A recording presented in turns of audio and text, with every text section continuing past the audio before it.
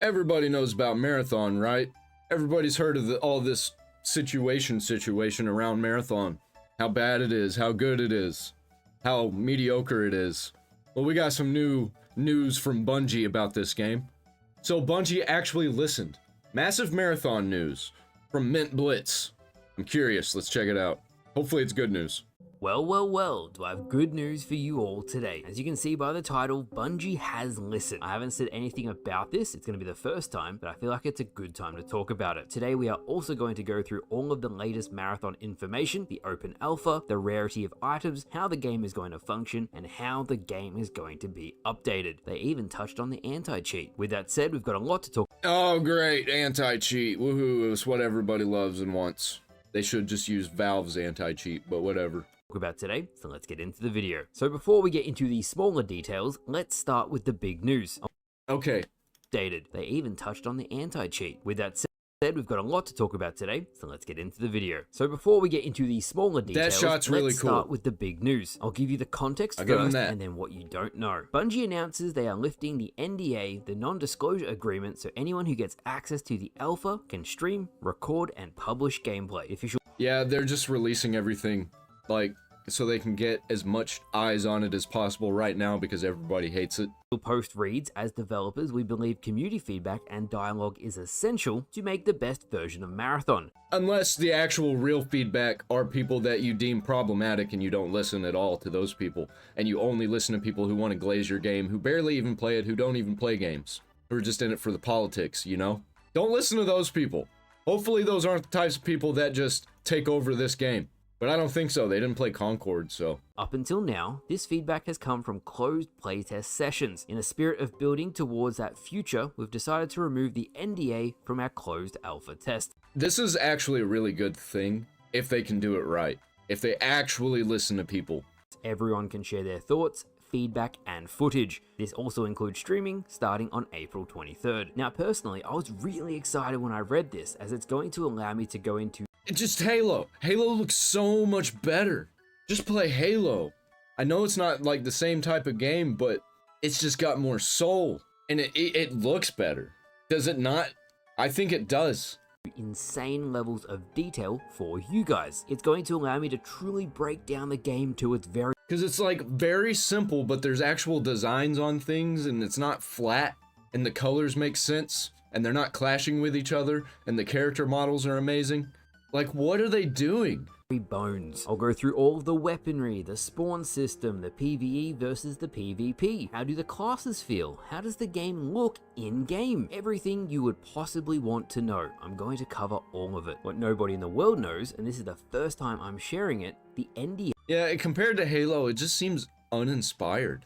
I'm sorry to be hating all the time. Like, I'm not really hating, I'm just like giving my thoughts, really, my opinions. Take it or leave it. Insult me if you want.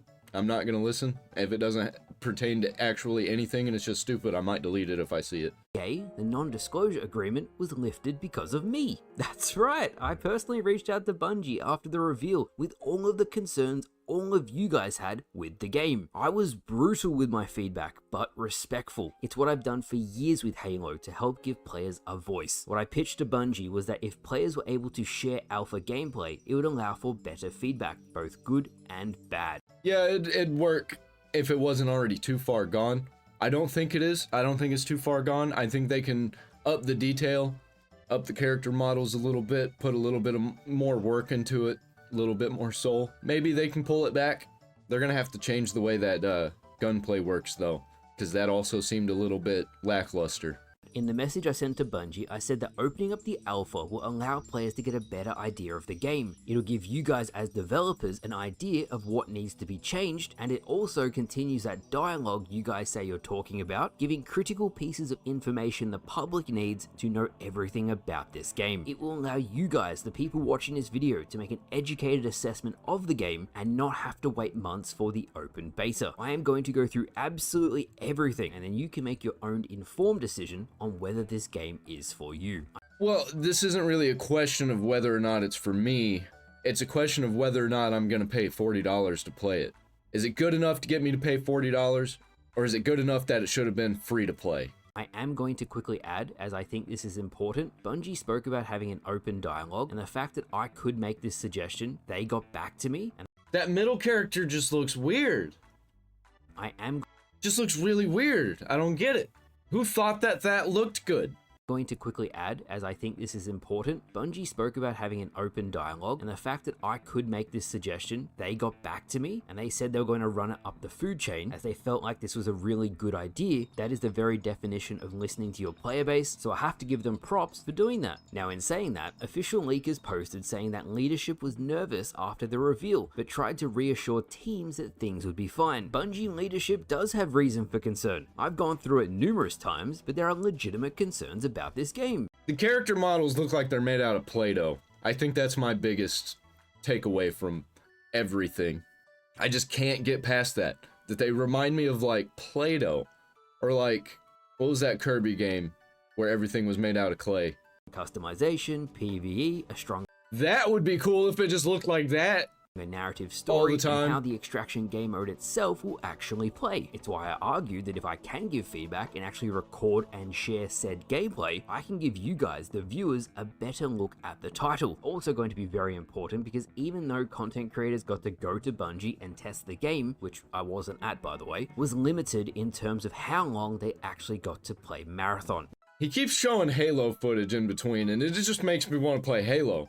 Nothing is making me want to play Marathon. Now, after I submitted the idea for the alpha gameplay to be shareable, so people could get a better idea of the game, the leadership at Bungie decided that allowing everyone to see the alpha, both good and bad, would, quote, help shift the narrative. All I'm going to say at this point, as it doesn't matter until I actually play the game, is it's nice to see they have faith in their product or this wouldn't happen. So with that out of the way, let's get down to all of the details you need to know about the upcoming alpha and the new information about Marathon. Well, apparently not very much, because there's only 5 minutes left in this video that I'm reacting to. First of all, we know the alpha goes live April 23rd. Invites are slowly going out in waves, and if you haven't checked your email, check it. You may have an invite. So we're going to be getting a whole bunch of gameplay, and probably a whole bunch of people saying that they love it just because they got access to it. I don't like that. But there will be a lot of people who are real about it. A lot of people that I watch are going to be real about it, so you can bet that I'm going to make some more reactions about that. The closed alpha is literally a technical test ahead of launch. If they allowed everyone to join in at this point, there would be major networking issues. This test is actually very similar to Halo Infinite, where the first few flight tests were technical tests, so 343 Industries could test the new systems in place in a controlled environment. Continuing on that vein, that's why the test is North America focused only, as that's the only data center that is currently up and running. They're working on the other data centers as we speak. In August, there's plans of an open beta, and then a full release September 23rd. The additions of the game should also be announced when the open beta takes place. It's also important to note the game will still remain priced at around $40. Yeah, because they saw Helldivers and were like, we're as good as Helldivers. I think it's somewhere in between Helldivers and Concord, probably. Maybe it'll be worth $20. If I can get it for $20, we'll see. We'll see. Game will not be going free to play. Apparently, from what I've heard, the game going free to play isn't even a possibility. Like a flat out zero chance it will ever happen. Now, with the alpha going live, Bungie made a list of everything that isn't in the If it's higher quality than a free-to-play game, I get it. But it seems like a free-to-play game to me. game currently, but in saying that, that tells us what's going to be in the finished product. So first up on the list is final visuals and graphics, which means another arting pass. How the game looks is all but guaranteed. Secondly is full and polished UI, the user interface, the menu system, and on screen is the main menu of the alpha so you can all see. Third is all of the content, so runners, zones, maps, weapons, items, you get the idea. It's an I think this game is priced at $40 because games are going to be priced at $80, and they're like, this is half as much as a full price game. I think that's where they're getting that. But really, it's like a $20 game. If they do actually have a lot of stuff in this, because I don't see it being more successful than the free-to-play counterparts. I don't think Escape from Tarkov is free. I think that might also be $40. alpha, long-term progression and systems. It's nice to see at launch a game will have a progression system. Looking at you, Halo. And finally, ranked play and a complete narrative and storytelling system. Will it be flat?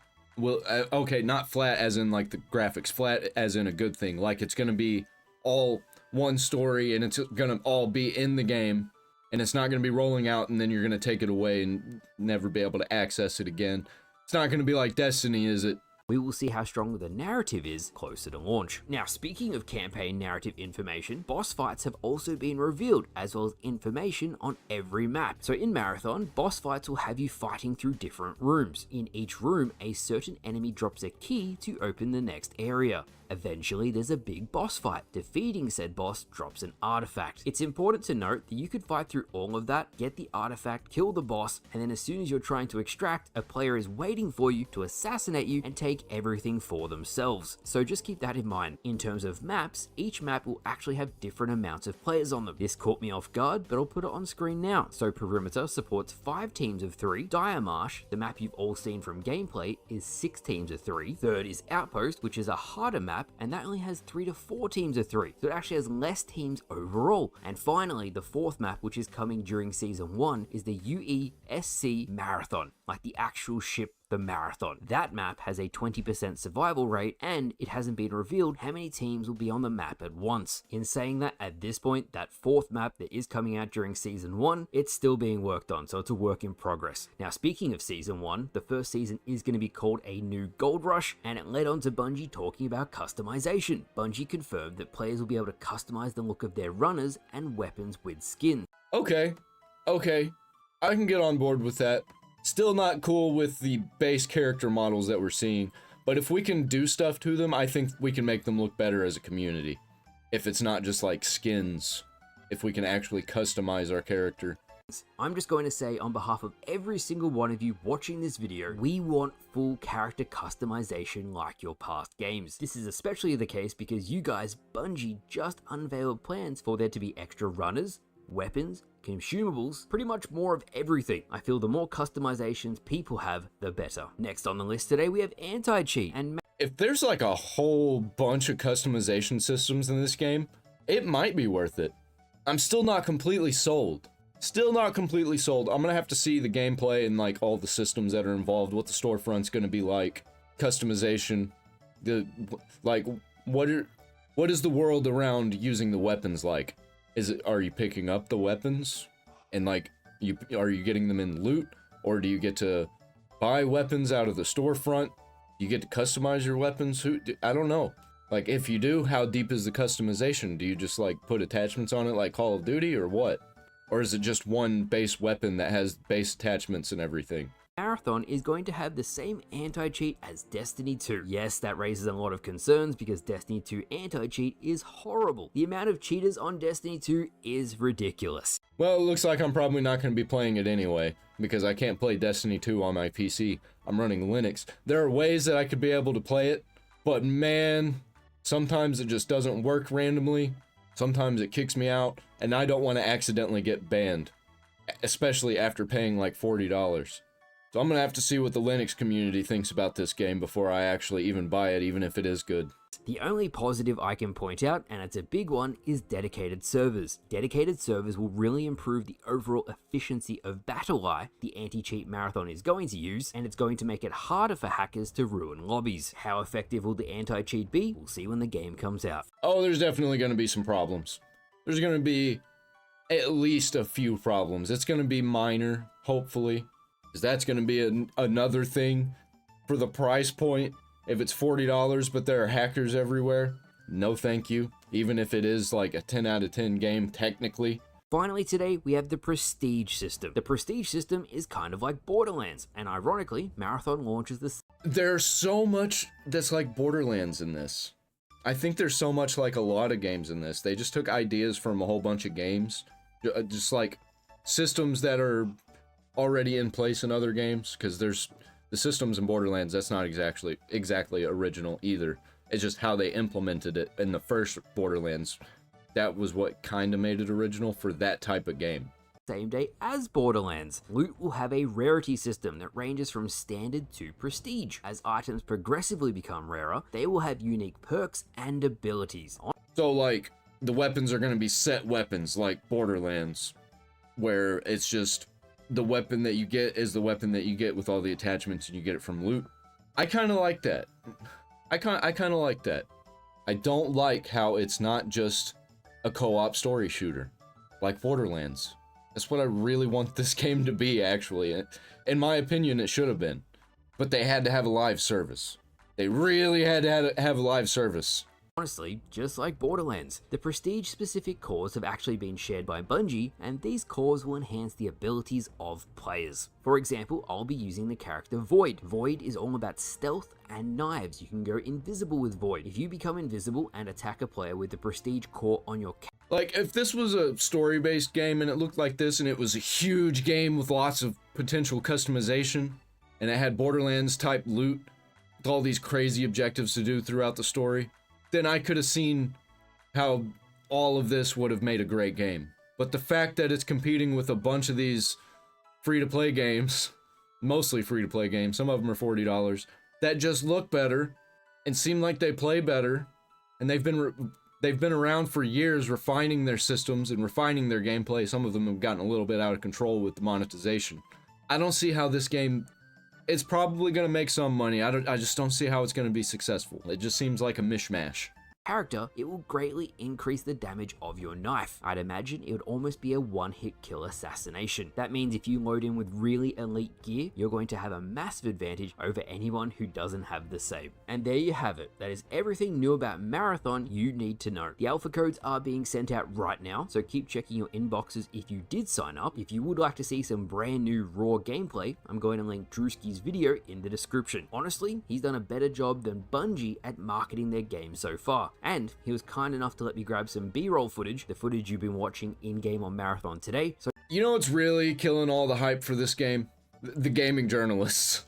They're not doing this game any favors because they're just outright defending it, just like they defended a whole bunch of games that ended up being not as successful or complete failures, like Concord, Dragon Age Veilguard, Avowed, you know, all those games. The ones that, same people that were glazing those games are glazing this game, so it doesn't look good. go check him out. I was both surprised and excited that Bungie listened to me and agreed to lift the NDA, the non-disclosure agreement, for everyone. So with that said, once April 23rd rolls around, expect me to really put the game through its paces. I'll give you an honest opinion on everything on the game, and then you can make your own decision on if Marathon is for you. Really, I keep saying it in every Marathon video, I think, except one. I keep saying that if they just cell shade this, I think they're gonna just completely change the way everybody feels about the design of the models and the world and the sets. They just cell shade it like Borderlands, but with these hyped up graphics, because Borderlands is severely lacking in the cell shaded characters and world now. Borderlands 4 seems like it's not at all gonna be cell shaded, and we need to bring that back. I love that comic booky looking art style. Hopefully, I've only got one, maybe two more Marathon videos in me. If this game is a complete disaster and the gaming culture explodes and goes haywire, then I'll probably make a few more videos about this because it'll just be a funny situation to cover. Hopefully that's not what happens. Hopefully it's a great game and I only have to make a couple more videos, which would be like, this game looks good. And then the next one would be like, yep, this game's great, I'm buying it. But I don't really see that happening. I got this guy, Mint Blitz, link down there in the description if you want to check out his channel. I've also got my gaming channel, link down there in the description. I play retro games mostly. I'm about to be playing Elder Scrolls 4 Oblivion Remastered, because that game just got revealed and it was absolutely amazing. I think it was the best game revealed that I've seen in my entire life. Definitely in my adult life. I just made a video about that, check that out. I'm out!